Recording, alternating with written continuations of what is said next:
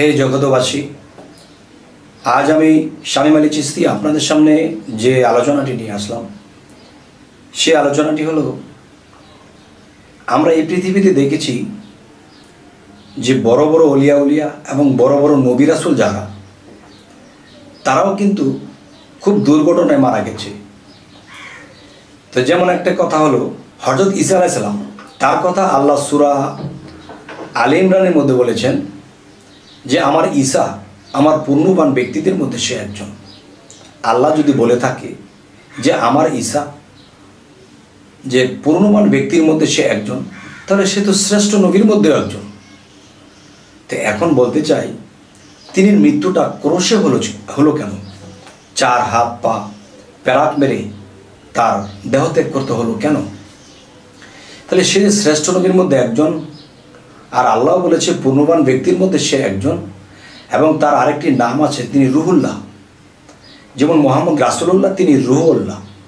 তাহলে রুহুল্লাহ যদি তিনি হয়ে থাকে, তাহলে সেও তো অনেক বড় এবং শ্রেষ্ঠের কাতারে আল্লাহ তাকে শ্রেষ্ঠ মনোনয়ন দান করেছেন। তো আজকে যে কথাটি বলতে চাবো যে তাই বলে কিন্তু ঈসা আলাইহিস সালাম ছোট হয়ে যায়নি। তিনি একটা কথা বলেছে যে আমি এই পৃথিবীতে আগমন হয়েছি, আমি মানুষের মুক্তির জন্য, মানুষের আত্মার মুক্তির জন্য আমি এই পৃথিবীতে এসেছি। তাহলে তিনি নিজেকে আঘাত দিয়ে, নিজেকে কষ্ট করে এই পৃথিবী ত্যাগ করলেন। তবে যেভাবে তার মৃত্যু হয়েছিল, এতে কিন্তু আমরা মন্তব্য করতে পারি যে তিনি একজন নবী, তার মৃত্যু এভাবে হলো কেন? তিনি তো বলেই এসেছেন যে আমি মানব কল্যাণে এবং মানুষের আত্মার মুক্তির জন্য আমি পৃথিবীতে এসেছি। এ হলো এক বিষয়। তাহলে এই পৃথিবীতে আরও নবী রাসূলরা ছিল, অনেক অপদস্থ হয়েছে। তা বলে কি তারা খারাপ ছিল?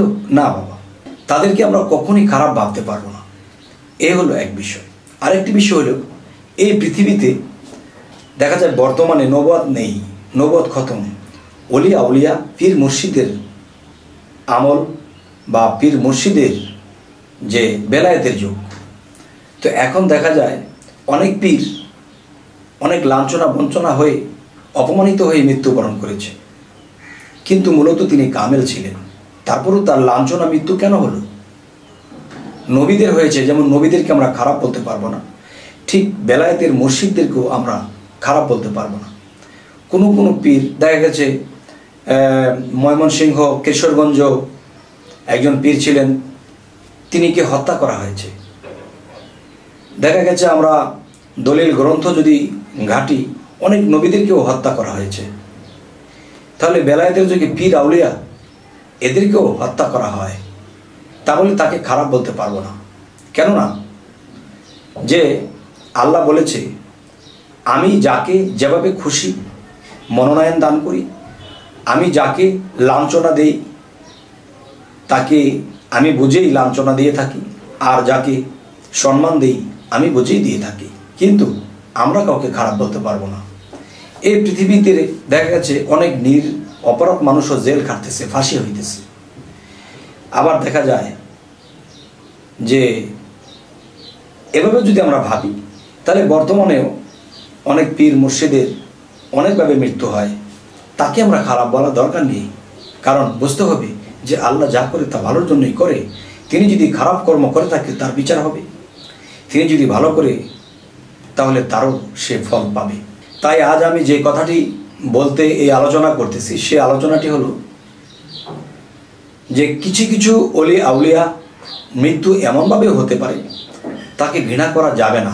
কেননা দেখেন, যিনি আত্মার মুক্তির মাগফিরাতের জন্য এসেছিলেন, তিনি মৃত্যুটা কি ক্রোশে হয়েছিল। তাহলে এমনও পৃথিবীতে কামেল ব্যক্তি আছে যে সেই মৃত্যুটা মেনে নেওয়া যায় না। কিরকম? যেমন একজন আল্লাহর ওলি সবসময় আল্লাহর ইবাদত করে, আল্লাহ ছাড়া কোনো কথা নেই, এবং জীবনে অনেক কারামতও আছে, কিন্তু তার মৃত্যু হলো কিভাবে? সে একটা ময়লা ডোবা পচা, এখানে অনেক কীরা পোকা ভাস করে, এটার মধ্যে সে পড়ে গেছে, পড়ে গিয়ে মৃত্যুবরণ করেছে। তখন মৃত্যু হওয়ার পরে কি হলো? যে এই ব্যক্তিটাকে সেখান থেকে টেনে তুলে যখন দেখে মৃত্যুবরণ করেছে তখন তাকে দাফন কাফন সমস্ত কিছু সারা হলো। কিন্তু কিছু কিছু মানুষ মন্তব্য করল, তিনি তো আল্লাহ ছাড়া রাসূল ছাড়া কোনো কথা বলতেন না, আল্লাহর কথা বলতে কেঁদে দিত এবং সে রাসূলের কথা বলতেই কেঁদে দিত। কিন্তু এমন একটা ব্যক্তি ময়লা ডোবার ভিতরে পড়ে তে মৃত্যুবরণ করলো। তখন সেই ময়লা ডোবার থেকে যখন তাকে বের করা হলো, তার শরীরের মধ্যে অনেক কীড়াপোক বাইতেছে। এগুলো পানি দিয়ে পরিষ্কার করে তাকে যখন দাফন কাফন করা হলো, তখন যারা এই বিষয়ে মন্তব্য করেছিল যে এই লোকটা এত কামেল জানি, তারপরও তার মৃত্যু নালা ডোবার মধ্যে হচ্ছে, সে মৃত্যুর সাথে সাথে তার শরীরের মধ্যে কীড়া বাইতেছে, এর কি বিষয় একটু শুনুন। সেই কথাটি হলো যে একজন এই কথা ভাবতে ভাবতে যখন ঘুমিয়ে পড়লেন, তখন তার মধ্যে একটা স্বপ্ন আসলো। স্বপ্নের মধ্যে তাকে বলা হচ্ছে, তুমি যে এই লোকটাকে নিয়ে তোমরা নিন্দা করতেছো ভিতরে ভিতরে, যে লোকটা এত কামেল ছিল, আল্লাহর ওলি ছিল, তার মৃত্যুটা এরকম নালাডোবার মধ্যে কেন হলো? তখন বলল, তুমি কালকে তোমাদের যে পাশের বাড়ির পিছনে যে একটা বটগাছ আছে, এই বটগাছের নিচে বসে থাকবে। বসে থাকলে অনেক লোক এখান দিয়ে আসা যাওয়া করবে একই পোশাক পরে। তাদেরকে জিজ্ঞাসা করো যে তোমরা কোত্থেকে এসেছো। তখন কি করলো? সেই লোকটি স্বপ্নে দেখলো পরের দিন সেই গাছতলায় গিয়ে সে বসে আছে। তখন তিনি দেখতে পাচ্ছে একই পোশাক পরে অনেক মানুষ এখান দিয়ে সমাগম হচ্ছে, যাওয়া আসা করছে। তখন একজন জিজ্ঞাসা করলো একজনকে যে ভাই, আপনারা এত লোকজন কোত্থেকে আসতেছেন, কোথায় যাচ্ছেন?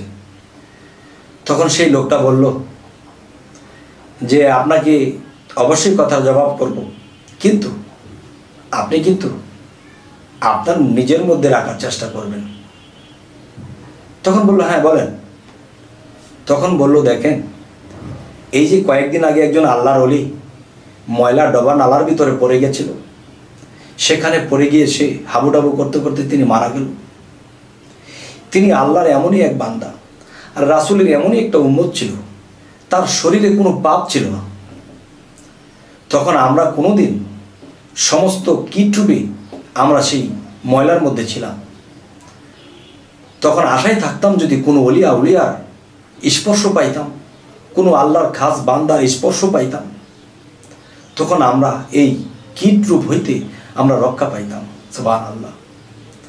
এরপর কি হলো যে এই লোকের, এই পবিত্র মানুষটির, এই আল্লাহর ওলির শরীরের স্পর্শে আমরা সেই ময়লার মধ্যে, এই নর্দমার মধ্যে যত কীটরূপে ছিলাম, সমস্ত পোকা মাকড় যা কিছু আমরা ছিলাম, সকলে তার শরীরের স্পর্শে আমরা মুক্ত হয়ে গেছি। আমরা সেই কীটরূপে আর নেই। আমাদের আত্মা সেখান থেকে মুক্ত হয়ে আমরা মানব জন্মে ফিরে পেয়েছি। আমরা বিগত জন্মে অনেক পাপিষ্ট হয়েছিলাম, যার ফলে আজ আমরা এই তিনি রুচিলায়, তার পবিত্র শরীরের ছোঁয়ায় আমরা পবিত্র হয়ে, নিষ্পাপ হয়ে আমরা মানব জন্মে ফিরে এসেছি। তাই বলব যে এই পৃথিবীতে ঈসা আলাইহিস সালাম এমন একজন ব্যক্তি যে তিনি আল্লাহর ইবাদত করেছেন এবং মানুষকে যেভাবে শিক্ষা দিয়েছেন, তিনি মানুষের মুক্তির জন্য এই পৃথিবীতে জন্ম নিয়ে এসেছিলেন। তেমনি বেলায়েতের যুগে অনেক অলিয়া উলিয়া যাদেরকে দেখে চেনার মতো নয়। তাই এই পৃথিবীর কোনো অলিয়া উলিয়াকে আমরা অবহেলা করতে পারবো না, কার মধ্যে কি আছে। তাই সকলকে আমাদের ভক্তি সালামের মধ্যে থাকব। যদিও বুঝি তিনি একটা খারাপ কাজ করেছে, খারাপ দেখেছি, তবুও বুঝতে হবে যে তিনি তো আল্লাহর ইবাদত করে। তখন তাকে যদি আমরা জিজ্ঞাসা করি, বাবারে এইটা দেখলাম, এরকম একটা খারাপ আপনার দ্বারা হলো, তখন তিনি আমাদেরকে অবশ্যই একটা জবাব দেবেন। কিন্তু না জবাব শুনে আমরা কি করি? গীবত করতে থাকি। তখন সেই গীবত করতে করতে একদিন আমরা সেই নর্দমার কীটের মতো হতে হবে। তাই বলে কি যে আজকের পর থেকে অলিয়া উলিয়াদেরকে দেখলে সম্মান করব, ভক্তি জানাবো, কিন্তু আমরা গীবত করব না। এবং অলিয়াদের মধ্যে অনেকের মৃত্যু এরকমভাবে হতে পারে, কিন্তু জগতে দেখা গেছে তিনি পবিত্র, ভালো কাজ করেছে, কিন্তু ওখানে তাকে দেখা গেল নর্দমার কীটের মধ্যে পড়ে মারা গেল। এই জন্য তাকে ঘৃণাও করা যাবে না। জানি না আল্লাহ এর মধ্যে কোনো রহস্য রেখেছে, যেহেতু তিনি আল্লাহর ইবাদতকারী ছিলেন এবং আল্লাহকে ডেকেছেন। তো আল্লাহও চেয়েছে যে তার উছিলায় নর্দমার কীটগুলো কিছু মুক্তি পেয়ে যাক। তবে হে জগতবাসী, আজকের এই কথাগুলো বলার উদ্দেশ্য যে আমরা এই পৃথিবীতে কোনো ধর্মের লোককেও ঘৃণা করব না, এবং আমাদের মধ্যে যারা আউলিয়া হতে চলেছে, আল্লাহর কাজ করতে শুরু করেছে, তাদের মধ্যে যদি কোনো খারাপ কিছু দেখি তাদেরকে জিজ্ঞাসা করব, কিন্তু গীবত করব না, তাদের অত্যাচার আমরা করব না।